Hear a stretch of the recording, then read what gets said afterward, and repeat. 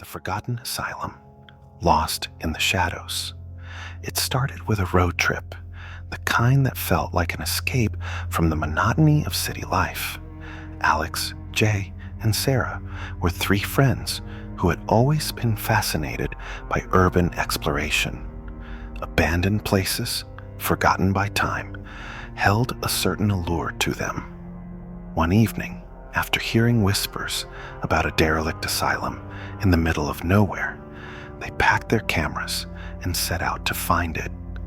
The St. Helena Asylum was a place that had been swallowed by time and nature. Hidden deep in the woods, miles from any nearby town, it was the kind of place most people had long forgotten. The few who still remembered it spoke of the hospital in hushed tones, mentioning strange disappearances and voices that echoed in the wind. But the trio wasn't scared. In fact, the more mysterious the location, the more eager they were to explore it. The road leading to the asylum was barely a road at all, just a dirt path winding through the dense forest. As they drove deeper into the woods, the trees seemed to close in, their branches twisting like skeletal fingers reaching for the car. The sun was beginning to set, casting long, eerie shadows across the forest floor. After what felt like hours, they finally saw it. A large, decrepit building, half hidden by overgrown vines and trees. St. Helena Asylum loomed in front of them, its windows shattered, and its walls covered in graffiti. The air around the building was unnaturally still, almost as if the forest itself refused to make a sound near the asylum. "Here we are," Jay said, shutting off the engine. The three stepped out of the car, the soft crunch of leaves underfoot breaking the eerie silence. Alex, always the adventurous one, immediately headed towards the entrance, camera in hand. Sarah and Jay followed, the weight of the asylum's unsettling presence beginning to weigh on them.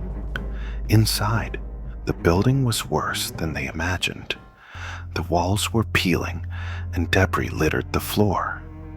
Every step echoed loudly, bouncing off the cracked walls, making it feel like someone or something was following them. Alex led the way through narrow corridors, shining a flashlight into rooms that hadn't seen light in decades. Most were empty, but some still had remnants of the past. Rusted hospital beds, crumbling wheelchairs, and old patient files scattered across the floor.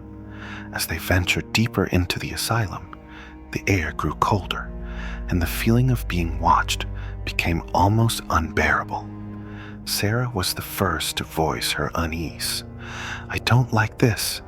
It feels like someone's here with us," she whispered, glancing nervously over her shoulder. Jay scoffed. "It's just your mind playing tricks on you. This place is creepy, but it's been abandoned for years. No one's here." But as they reached the heart of the asylum, the old operating wing, something changed. The atmosphere became suffocating, thick with an overwhelming sense of dread. The hallways seemed to stretch endlessly, the shadows growing darker. The trio felt disoriented, like the building was alive, subtly shifting and closing in on them. It was then that they heard it, a faint whisper, too soft to make out, but unmistakably there.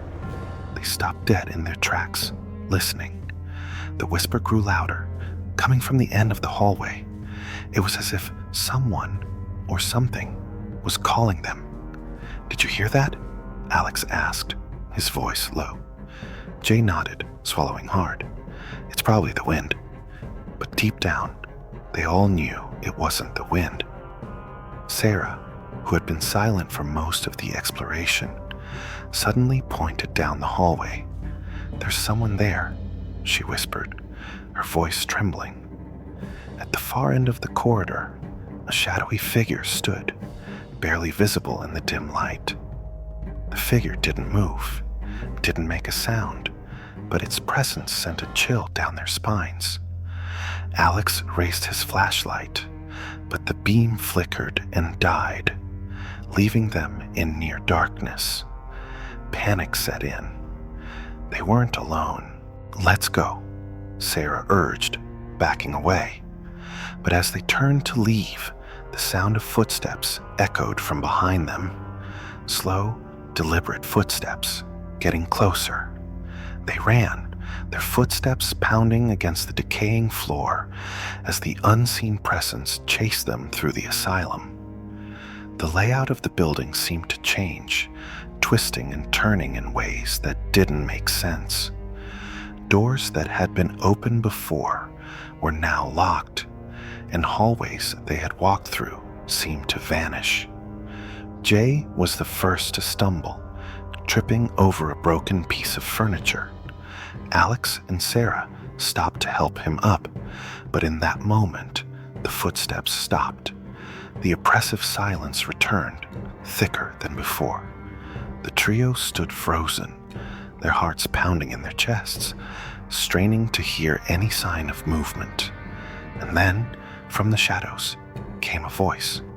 It was soft, almost a whisper, but it was clear enough to make their blood run cold. "You shouldn't be here." It wasn't a warning. It was a statement, cold and final. The next thing they knew, the figure reappeared, this time much closer. Its features were distorted, like a dark smudge on reality, its presence wrong in every conceivable way. Panic surged through them as they realized there was no escape.